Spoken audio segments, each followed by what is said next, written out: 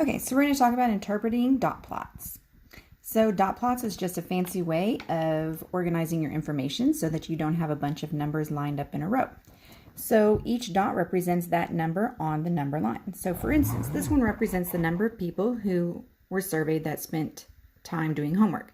So one person spent 2 hours, 3 hours was one person, 5 hours was one person, 6 hours had 3 people, 7 hours had 6 people, 8 hours had 5 people, 9 hours had 1 person, and 10 hours had 2 people. So we're going to go through, we're going to answer some questions, and then we're going to find the mean, median, mode, and range of the set of data. We're going to determine what the shape of the data is, are there any gaps, clusters, and what is the peak. So with that being said, we're going to compare the number of students who spent more than 9 hours to the number of students who spent less than 4 hours doing homework. So if I want more than 9, I'm going to put my little break here on 9, and I want any number that is to the right of that, or the number of dots to the right. So the number of dots to the right of 9 is just 2 in the 10 category. So 2 people spent more than 9 hours doing homework. Then I'm going to look at less than 4 hours. So I'm going to put my pin here on 4, and I want anything to the left of that or less than that. So I have a 3 and I have a 2. So 2 people spent less than 4 hours doing homework. So to compare that, I would say 2 people spent more than 9 hours and 2 people spent less than 4 hours. So the number of people who spent more than 9 hours is equivalent to the number of people who spent less than 4 hours doing homework. Then it wants us to know what fraction of the students spent 7 hours doing homework. And then it says to put it in simplest form. So it's the number of that spent 7 hours. So fractions are part out of whole, or part in total. So 7 hours is the part that we're looking at out of the total number of hours that were surveyed. So the number of people that spent 7 is 1, 2, 3, 4, 5, 6. Out of a total of 1, 2, 3, 4, 5, 6, 7, 8, 9, 10, 11, 12, 13, 14, 15, 16, 17, 18, 19, 20. All you have to do is count the number of dots, and that is your denominator. 6 and 20 are both even numbers. All even numbers are always divisible by 2. 6 divided by 2 is 3. 20 divided by 2 is 10. So 3 out of every 10 students spent 7 hours doing their homework. Okay, then it says now we're going to compare the total to the ones that are just 8 hours. Well, we just determined that the total number of people that were surveyed was 20. And then I'm going to look at just the 8 hours. So if I go up here and I go 1, 2, 3, 4, 5, that is 5 people.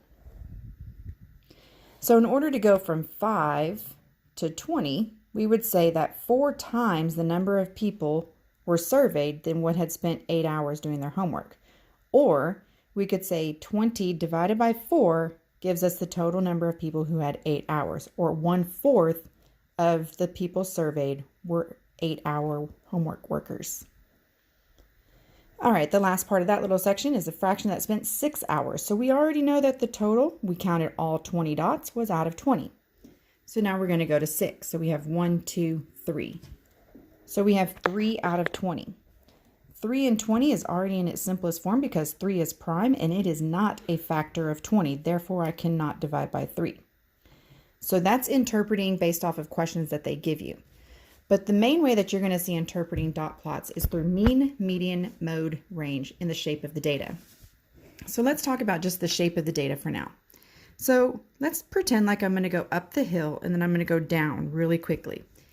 If I pretend like I'm going to slide down the hill, I'm going to go up, and then the side that's going to make me slide the farthest is going to be this side over here. It's the side that kind of has the little tail to it.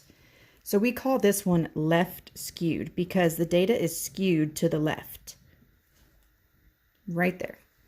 Then I talked about gaps and clusters. So most of our numbers are clustered between 5 and 10. We do have a gap at 4, and then we have a small little cluster at 2 and 3. And then our peak. A peak is where the data is the tallest. So our peak is going to be 7. Now, mean, median, mode, and range.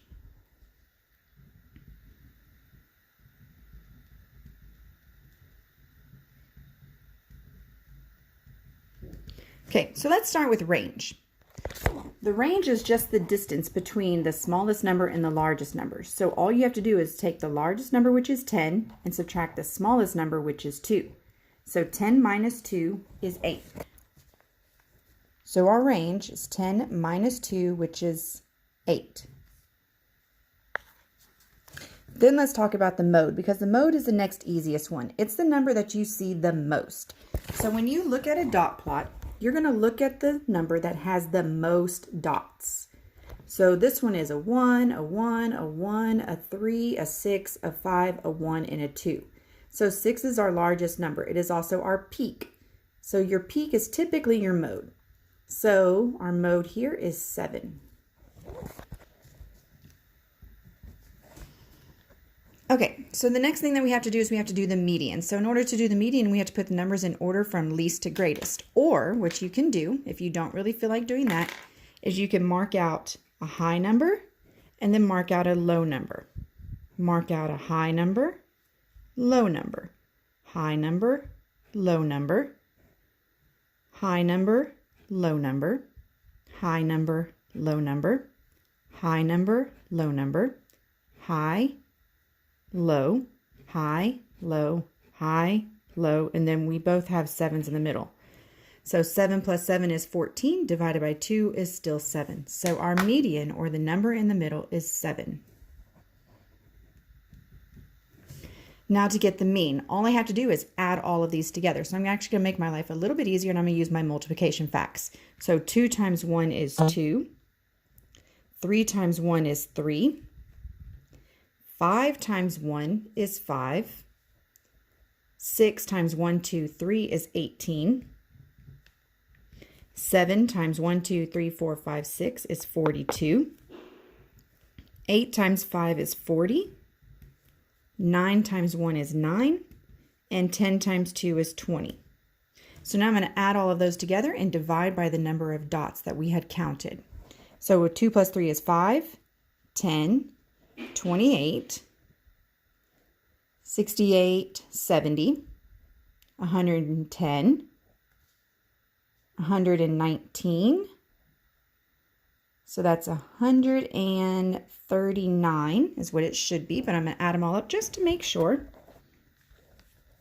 So I'm going to go 2, 3, 5, 18, 42, 40, 9, and 20. So 5, 13, 14, 15, 24, 4, 2, 2, 3, 4, 5, 6. That's 8, 10, 13. 5, 10, 18, 19, 29. That should be a 9, I'm sorry. So we do 139, and we're going to divide that by 20. So we're going to go top in, bottom out. 20 does not go into 1. 20 does not go into 13. 20 goes into 139 6 times, which is 120. Leaves us with 19. So you could say that your answer is 6 and 19/20ths, or we can turn it into a decimal. So I'm going to add a decimal so I can bring down a 0. 20 goes into 190 9 times, which is 180. Leaves me with 10, bring down a 0. 20 goes into 100 5 times, which is exactly 100, and leaves me with nothing. So my mean is 6.95. Now, something to remember, as long as you don't have crazy outliers, like our outliers are 2 and 10, as long as they're not crazy skewed one direction or another, your mean, your median are going to be relatively close to each other. So keep that in mind. So in our instance, our mean is 6.95, median is 7, mode is 7, range is 8. Our data is left skewed. We have a peak at 7, a gap at 4, a cluster of dots between 5 and 10, and then a small cluster between 2 and 3. And that's how you interpret dot plots.